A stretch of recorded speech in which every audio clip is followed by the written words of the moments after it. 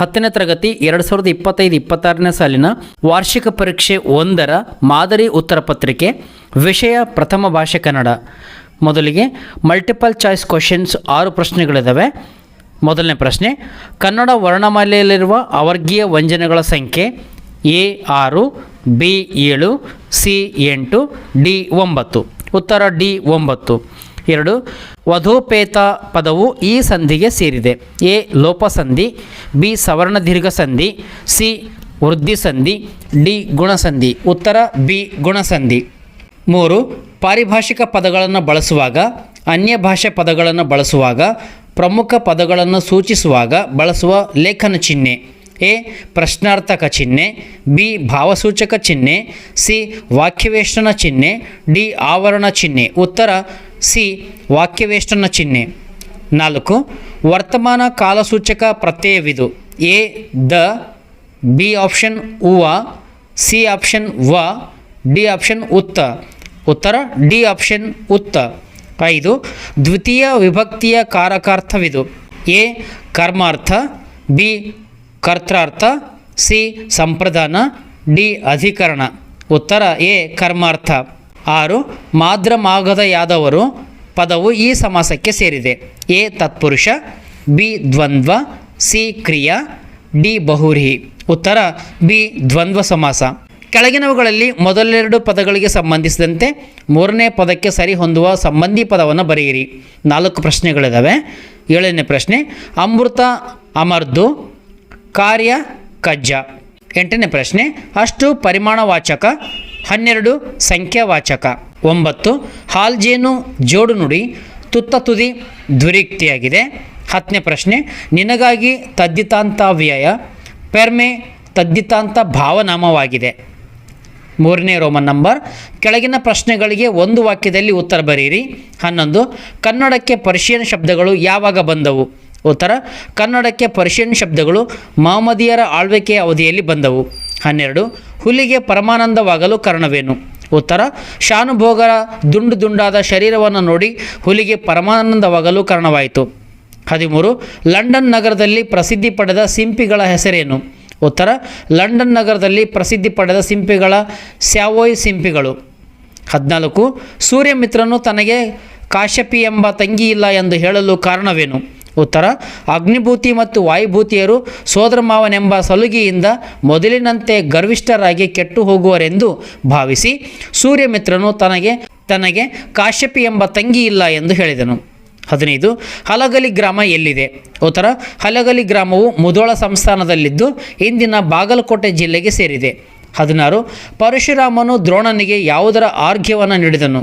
ಉತ್ತರ, ಪರಶುರಾಮನು ದ್ರೋಣನಿಗೆ ಮಣ್ಣಿನ ಪಾತ್ರೆಯಲ್ಲಿ ಆರ್ಘ್ಯವನ್ನು ನೀಡಿದನು. 17, ಪುಟ್ಟಪೋರಿಯ ಅಮ್ಮನ ತೂತು ಬಿದ್ದ ಸೀರೆಯಲ್ಲಿ ಯಾರು ಸೊರಗಿದ್ದಾರೆ? ಉತ್ತರ, ಪುಟ್ಟಪೋರಿಯ ಅಮ್ಮನ ತೂತು ಬಿದ್ದ ಸೀರೆಯಲ್ಲಿ ಬಾಲರವಿ ಸೊರಗಿದ್ದಾನೆ. ಕೆಳಗಿನ ಪ್ರಶ್ನೆಗಳಿಗೆ 3 ಅಥವಾ 4 ವಾಕ್ಯಗಳಲ್ಲಿ ಉತ್ತರ ಬರೆಯಿರಿ. 2 ಅಂಕದ ಪ್ರಶ್ನೆಗಳು. ಒಟ್ಟಾರೆ 10 ಪ್ರಶ್ನೆಗಳಿದ್ದಾವೆ. ಒಟ್ಟು ಅಂಕ 20. 18ನೇ ಪ್ರಶ್ನೆ, ಲಿಪಿಯ ಜಾಡು ಹೇಗೆ ಆರಂಭಗೊಂಡಿತು? ಉತ್ತರ, ಮಾನವ ಸಂಚಾರಿ ಜೀವನವನ್ನು ತ್ಯಜಿಸಿ ಒಂದೆಡೆ ಬೀಡು ಬಿಟ್ಟು ಆಸ್ತಿ, ಮನೆ, ಬದುಕು ಮೊದಲಾದ ಭಾವನೆಗಳನ್ನು ತಳೆಯುವುದಕ್ಕೆ ಎಂದು ಮೊದಲು ಮಾಡಿದನೋ ಅಂದು ಅವನಿಗೆ ಲೆಕ್ಕವಿಡುವ ಅವಶ್ಯಕತೆ ಉಂಟಾಯಿತು.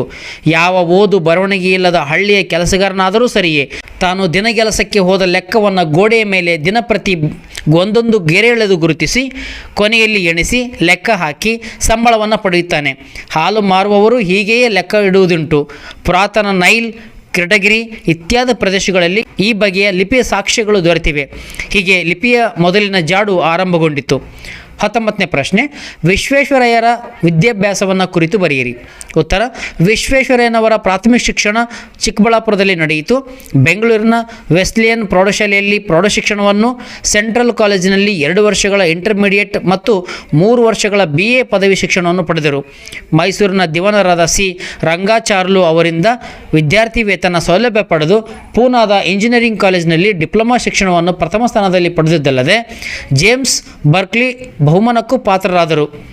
20ನೇ ಪ್ರಶ್ನೆ, ಮೂಲವರ್ಥ ಅಂಗಡಿಯಲ್ಲಿ ಸಿಗುವ ವಸ್ತುಗಳನ್ನು ಹೆಸರಿಸಿ. ಉತ್ತರ, ಲಂಡನ್ ನಗರದ ವೂಲ್ವರ್ಥ ಎಂಬ ಸ್ಟೇಷನರಿ ಅಂಗಡಿ ನೋಡುವ ಹಾಗಿದೆ.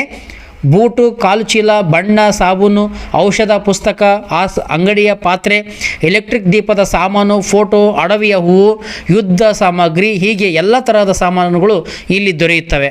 21ನೇ ಪ್ರಶ್ನೆ, ಅಗ್ನಿಭೂತಿ ವಾಯುಭೂತಿಯರು ಸೂರ್ಯಮಿತ್ರನಿಂದ ಕಲಿತ ವಿದ್ಯೆಗಳಾವುವು?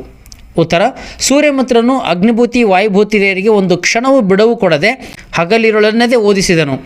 ಸೂರ್ಯಮಿತ್ರನಿಂದ ಅವರು 7-8 ವರ್ಷದೊಳಗೆ 4 ವೇದಗಳನ್ನು, ವೇದದ 6 ಅಂಗಗಳನ್ನು, ಅವು ಯಾವುವು ಅಂದರೆ ಜ್ಯೋತಿಷ್ಯ, ಕಲ್ಪ, ನಿರುಕ್ತ, ಶಿಕ್ಷಾ, ವ್ಯಾಕರಣ, ಛಂದಸ್ಸು, 18 ಧರ್ಮಶಾಸ್ತ್ರಗಳನ್ನು, ಮೀಮಾಂಸೆ, ತರ್ಕಶಾಸ್ತ್ರ, ವ್ಯಾಕರಣ, ಪ್ರಮಾಣ, ಛಂದಸ್ಸು, ಅಲಂಕಾರ, ನಿಘಂಟು, ಕಾವ್ಯ, ನಾಟಕ, ಕೌಟಿಲ್ಯನ ಅರ್ಥಶಾಸ್ತ್ರ, ಸಾಮುದ್ರಿಕ, ಶಾಲಿಸೋತ್ರ, ಅಶ್ವಶಾಸ್ತ್ರ, ಪಾಳಕಾವ್ಯ, ವೈದ್ಯಶಾಸ್ತ್ರ, ಚರಕ, ಅಶ್ವಿನಿ ಮತ, ಅಷ್ಟಾಂಗ ಹೃದಯ, ಶತ್ರುತನ, ವೈದ್ಯಶಾಸ್ತ್ರ, ಜ್ಯೋತಿಷ್ಯ ಮುಂತಾದ ಮೊದಲಾದ ಎಲ್ಲ ಶಾಸ್ತ್ರಗಳನ್ನು ಕಲಿತರು.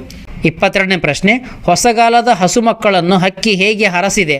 ಉತ್ತರ, ಕಾಲವು ಯುಗಯುಗಗಳ ಹಣೆಬರಹವನ್ನು ಅಳಿಸಿ ಹಾಕಿ ಹೊಸತನವನ್ನು, ಹೊಸ ಹಣೆಬರವನ್ನು ಬರೆದು ಎಲ್ಲರಿಗೂ ಬದಲಾವಣೆಯಾಗುವ ಒಳ್ಳೆಯ ಭಾಗವನ್ನು ತೆರೆದುಕೊಟ್ಟಿದೆ. ಹಾಗೆಯೇ ರೆಕ್ಕೆ ಬೀಸುತ್ತಾ ಮೇಲಕ್ಕೆ ಹಾರುತ್ತಾ ಈ ಹೊಸಗಾಲದ ಹಸು ಮಕ್ಕಳಿಗೆ ಹೊಸ ಚೈತನ್ಯವನ್ನು ನೀಡುತ್ತಾ ಉತ್ತಮ ಭವಿಷ್ಯಕ್ಕಾಗಿ ಹರಸಿದೆ.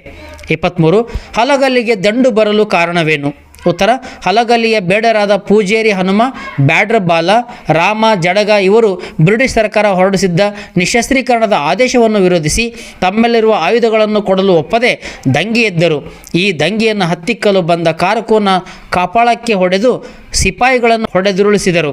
ಇದರಿಂದ ಕೋಪಗೊಂಡ ಕಂಪರ್ಣಿ ಸರ್ಕಾರ ಅಧಿಕಾರಿಗಳು ಹಲಗಲಿಯ ಬೇಡರ ದಂಗೆಯನ್ನು ಬಗ್ಗುಬಡಿಯಲು ದಂಡನ್ನು ಕಳುಹಿಸಿದರು. 24ನೇ ಪ್ರಶ್ನೆ, ಬಾಲಕ ಭಗತ್ ಸಿಂಗ್ ಜಲಿಯನ್ ವಾಲಾಬಾಗ್ ಹತ್ಯಾಕಾಂಡದ ಸ್ಥಳದಲ್ಲಿದ್ದ ಮಣ್ಣನ್ನು ಸಂಗ್ರಹಿಸಿದ ಬಗೆಯನ್ನು ಬರೆಯಿರಿ. ಉತ್ತರ, ಜಲಿಯನ್ ವಾಲಾಬಾಗ್ ಹತ್ಯಾಕಾಂಡ ನಡೆದ ಸ್ಥಳಕ್ಕೆ ಹೋಗಿದ್ದ ಬಾಲಕ ಭಗತ್ ಸಿಂಗ್ ಭಕ್ತಿಯಿಂದ ತಲೆಬಾಗಿ ರಕ್ತದಿಂದ ತೊಯ್ದ ಒಂದು ಚಿಟಿಕೆ ಮಣ್ಣನ್ನು ತೆಗೆದು ತನ್ನ ಹಣೆಯ ಮೇಲೆ ತಿಲಕವನ್ನಿಟ್ಟುಕೊಂಡು ಕಣ್ಣು ಮುಚ್ಚಿ ಭಕ್ತಿಯಿಂದ ಕೈ ಮುಗಿದು ಹುತಾತ್ಮರಿಗೆ ಗೌರವ ಸಲ್ಲಿಸಿ ಪೂಜ್ಯನೀಯ ಈ ಮಣ್ಣನ್ನು ತನ್ನ ಊಟದ ಡಬ್ಬಿಯಲ್ಲಿ ಮನೆಗೆ ತಂದನು. ಅದು ತನಗೆ ದೊರೆತ ಪಾರಿತೋಷಕವೆಂಬಂತೆ ತಿಳಿದಿದ್ದ. 25ನೇ ಪ್ರಶ್ನೆ, ರಾಜಕೀಯ ಸ್ವಾತಂತ್ರ್ಯದ ಮಹತ್ವವನ್ನು ತಿಳಿಸಿ. ಉತ್ತರ, ರಾಜಕೀಯ ಸ್ವಾತಂತ್ರ್ಯ ಇರುವುದು ವ್ಯಕ್ತಿ ಶಾಸನಗಳನ್ನು ರಚಿಸುವಲ್ಲಿ, ಸರ್ಕಾರದ ಸ್ಥಾಪನೆ ವಿಸರ್ಜನೆಗಳಲ್ಲಿ ಪಾಲು ಇರುವ ಹಕ್ಕಿನಲ್ಲಿ ಇರುವುದಾದರೂ ಜನರಿಗೆ ಜೀವನ, ಸ್ವಾತಂತ್ರ್ಯ, ಸಂತೋಷ ಅನ್ವೇಷಣೆಗಳನ್ನು ಒದಗಿಸಿ ಕೊಡುವ ಸಲುವಾಗಿ. ವಾಸ್ತವವಾಗಿ ರಾಜಕೀಯ ಸ್ವಾತಂತ್ರ್ಯ ಎನ್ನುವುದು ಮಾನವ ವ್ಯಕ್ತಿತ್ವ ಮತ್ತು ಸಮಾನತೆ ತತ್ವದಿಂದ ಅನುಗಮನ ಮಾಡಿದ ತತ್ವವಾಗಿದೆ. ಏಕೆಂದರೆ ರಾಜಕೀಯವಾದ ಸಮಸ್ತ ಅಧಿಕಾರವು ಜನತೆಯಿಂದ ಬರುತ್ತದೆ. ತಮ್ಮ ಸಾರ್ವಜನಿಕವಾದ ಹಾಗೂ ಖಾಸಗಿಯಾದ ಜೀವನವನ್ನು ನಿರ್ದೇಶಿಸುವ, ನಿಯಂತ್ರಿಸುವ ಸಾಮರ್ಥ್ಯವನ್ನು ಅವರು ತಾವೇ ಹೊಂದಿರುತ್ತಾರೆಯೇ ಹೊರತು ಬೇರೆ ಯಾರೂ ಅಲ್ಲವೆಂದು ಅರ್ಥವಾಗ್ತದೆ. 26ನೇ ಪ್ರಶ್ನೆ, ಜ್ಞಾನಿ ಅಜ್ಞಾನಿಗಳ ಸಂಘದ ಬಗೆಗಿನ ಅಭಿಪ್ರಾಯಗಳನ್ನು ಅಕ್ಕ ಮಹಾದೇವಿ ತನ್ನ ವಚನದಲ್ಲಿ ಹೇಗೆ ವ್ಯಕ್ತಪಡಿಸಿದ್ದಾಳೆ? ಉತ್ತರ, ಜಗತ್ತಿನಲ್ಲಿ ಅರಿತವರು ಮತ್ತು ಅರಿಯದವರು ಇರುತ್ತಾರೆ. ಅರಿಯದವರೊಡನೆ ಸಂಘ ಮಾಡಿದರೆ ಕಲ್ಲನ್ನು ಹಟ್ಟೆದು ಬೆಂಕಿಯನ್ನು ಪಡೆದಂತೆ ಅಪ್ರಯೋಜನವಾಗುತ್ತದೆ. ಅರಿತವರೊಡನೆ ಸಂಘ ಮಾಡಿದರೆ ಮೊಸರನ್ನು ಕಡೆದು ಬೆಣ್ಣೆಯನ್ನು ಪಡೆದಂತೆ ಪ್ರಯೋಜನಕಾರಿಯಾಗುತ್ತದೆ. ಇವು ಅರಿಯದವರ ಮತ್ತು ಬಲ್ಲವರ ಸಂಘದ ಪರಿಣಾಮಗಳು. ಶರಣರ ಸಂಘವನ್ನು ಮಾಡಿದರೆ ಕರ್ಪೂರದ ಗಿರಿಯನ್ನು ಉರಿಯಕೊಂಡಂತೆ ಎನ್ನುವುದನ್ನು ಅಕ್ಕ ಮಹಾದೇವಿಯವರ ಅಭಿಪ್ರಾಯವಾಗಿದೆ.